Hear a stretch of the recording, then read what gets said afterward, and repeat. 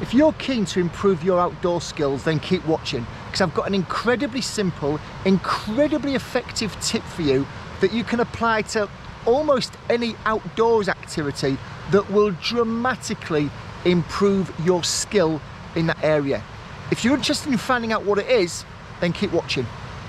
If you've been doing this outdoors thing long enough, then you will develop a set of skills around that outdoor activity. Some of these skills might be quite obvious, like map reading and land navigation. That's quite obviously a skill set, isn't it?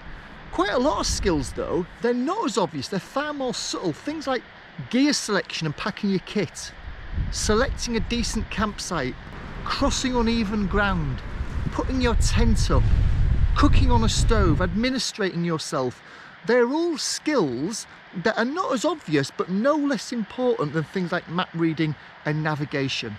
However, they're skills that, dare I say it, after a while you kind of plateau at. You kind of don't really get any better at them, you just become well practiced. And that's a real shame, because there's actually one simple thing that you can do with all of those skill sets that I've just mentioned to raise the bar a little bit and improve your skill set in each of them. And it's this: do it in the dark. Let's have a think about this, shall we?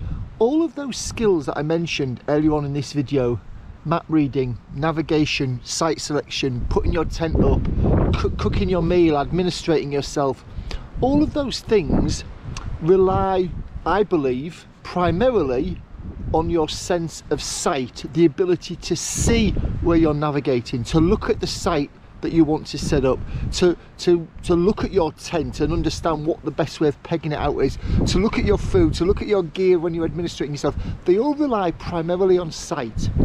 Therefore, if you reduce or remove or make it harder for you to see, but yet you're still practicing those skills, then I believe you're going to get better at those skills, because you're going to develop a way of doing them when visibility and your ability to see isn't at 100%.